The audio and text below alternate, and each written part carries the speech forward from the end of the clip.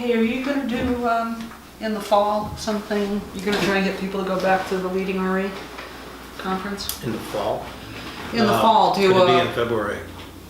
right, but for February, are you gonna do any kind of a contest Are you or getting something? me on tape to make sure Yeah, that I record it? Yes, so they can play it back to nobody that really cares.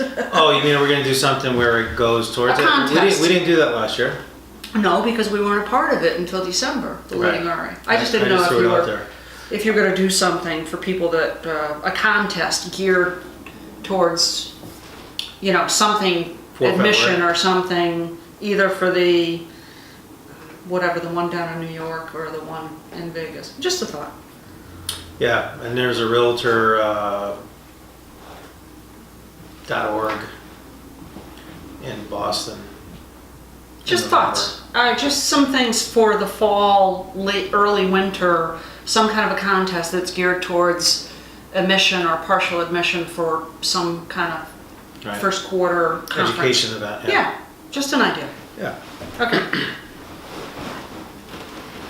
Yeah, sounds good. Okay. I got it on tape. Should I start again? Delete that one? No, All right. I could say it was edited. Yeah. Well, I don't know. I should do bloopers. I know, aren't they funny? I know, we have some too. Sometimes they're not appropriate though. Yeah, no, sometimes they're not. Okay. Okay. Start with the camera first? Yeah, absolutely. All right. Karen Charbonneau, Saratoga Home Team and the Miranda Real Estate Group. I'm here with Willie Miranda. Willie?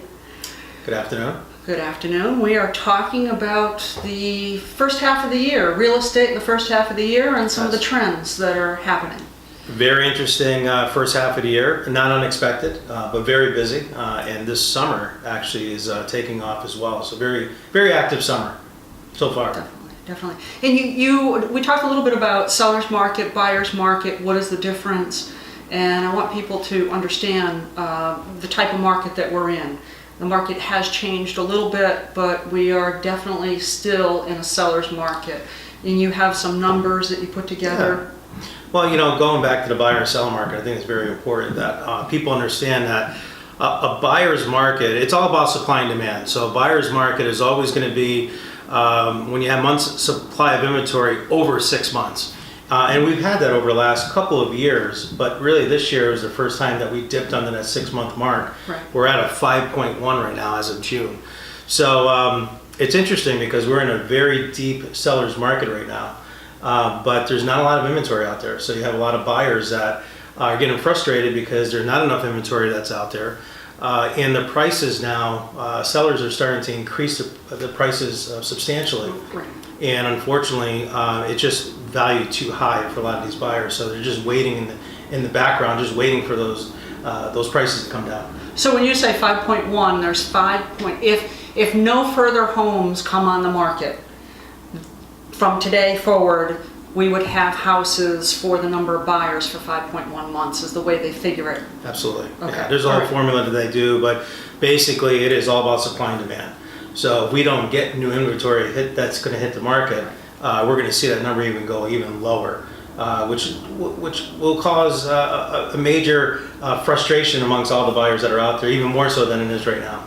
On top of other things like interest rates. And I know that you and I both, we talk to other brokers throughout the country, Right. and there are some markets where it's even much lower than 5.1 Right. months, which typically that means you get into the multiple offer scenario. Right. The buyers will up the prices because they've been looking for a house. So we're at 5.1 months, which is still Right. a seller's market. Absolutely. So, some of the other things that you looked up, we both had read the same report as far as interest rates for the rest of the year. Not that we have our crystal ball. I wish we did because we both, I don't know, we'd be on an island somewhere. Right. But the prediction of interest rates at this point is, at least for the next few months, Right. what they're predicting. They want to keep it where it is right now for a few months, but they're saying that maybe in the fall we may see another increase in the interest rates, which would definitely start sparking some of the buyers to want to get out there to look for stuff. But again, there's not a lot of inventory that's out there. They're saying that in 2019, they're slotted to have potentially 3 increases of interest rates. So if you're a buyer out there and you've been waiting for that interest rate to come down even further, those days are gone. I really believe that those days are definitely gone, and you're going to start to see interest rates increase. But as inventory increases, which we're hoping, I don't know about this year, but now with builders building a lot of new construction homes, you're going to have a lot of the homeowners or sellers that have homes that are going to be moving into the new construction. So you're going to have resale properties that will be coming available, hopefully, later this year or into next year. Right, and I'm seeing some new developments, some in the planning boards. Developments being Right. proposed as well. I remember the first house I bought many years ago was a 10.25% interest rate, and we were thrilled to get 10.25%. Right. And now we're easily into 4s and sometimes 3s for a fixed rate. Yeah. So people that are thinking rates are going down, now's a good time. Absolutely. Because since they have said if they don't increase this year, next year they're proposing an increase. Absolutely. And if you're a seller out there too, I know we've been talking a lot about buyers today, but if you're a seller out there and you're looking to put your house on the market, this is a great time to put it on the market. You can get top dollar for the home, but it still has to be priced correctly. I mean, even though with all the information that we've heard out there about being in such a seller's market, really the pricing is only when, I mean, looking at last year, went from $210,000, the median sales price, to $222,000. So we have some sellers that are saying, hey, I know last year I could have got $225,000 for my home. Let's put it at $275,000 and see what happens. Right. Well, those homes are just sitting out there. You're just wasting your time by putting it out there. So if you're gonna, put your house on the market, make sure that you're using someone comparable, Karen, or someone, out there. There's plenty of real estate agents that are out there that can do a great job looking at the inventory, looking at what has sold recently over the last really 3 to 6 months. Right. But then putting a little factor on there that you're only going to maybe go up maybe about 5%, 10% at most, depending on what markets, because some pockets of areas within the capital district do better than others.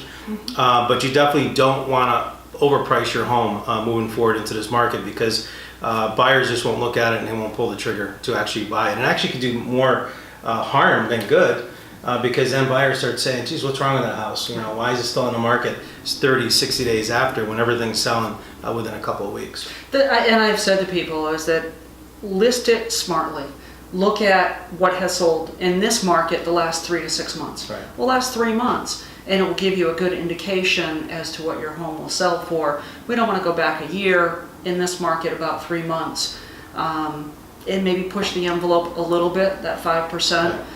Maybe 10 max. You don't want to go any further than that. And then the buyers, if there are multiple buyers, they'll bid the house up and they'll be happy to get it, get the house for that price. But it will sell quickly that way, and for top down. And I think another thing that's important to say too is that there's price points. So anything under 350, 400,000 under is moving a lot more quicker because your pool of buyers are here.